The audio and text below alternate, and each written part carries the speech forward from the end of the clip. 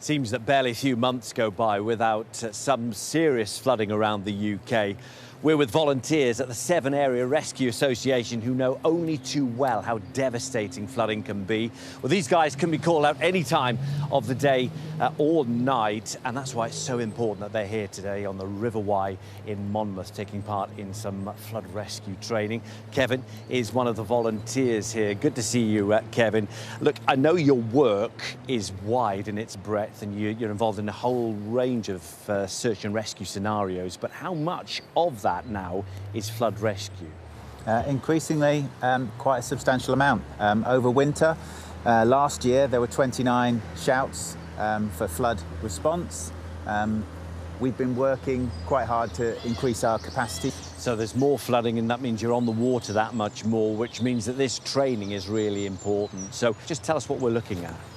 So today this little scenario that we put together is just trying to reenact if a casualty was isolated, whether they're in a building, in an upstairs window, and we're in a flooded section of water.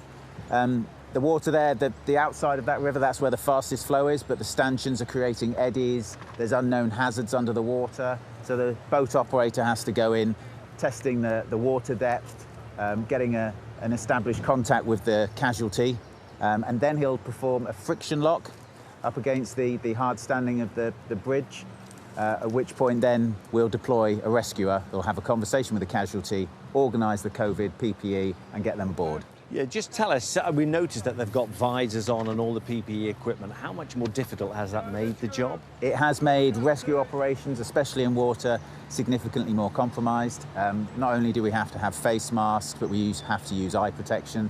We have visors as well, and then all of those same standards have to be applied to the casualty. OK, well, I want to put yourself now in the shoes of the rescuer here. Just tell us what you're doing, not only in terms of the practical, but also just in terms of keeping the person who's being rescued calm. In this situation, they could have been there for a long time. They could be quite eager to get onto the boat, so it's making sure that they don't make any moves until we're ready for them to do that.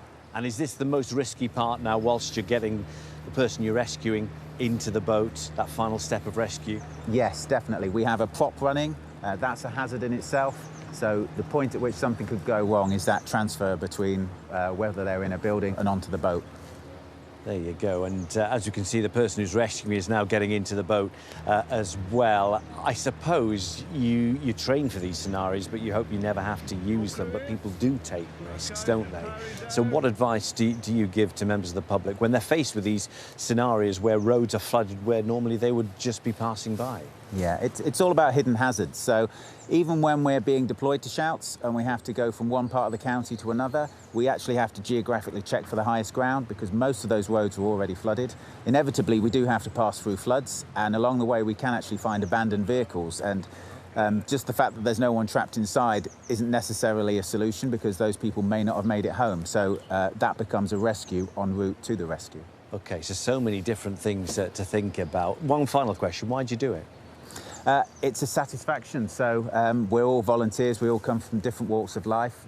I think we just want to help, and we enjoy the skill set and the professional development that it entails. You're doing amazing work, Kevin. Thanks so much for joining us today. As we said, you just hope that these skills are never put into action. But if the worst does occur, then these guys are not only totally committed, but they're prepared. Such a great job they do.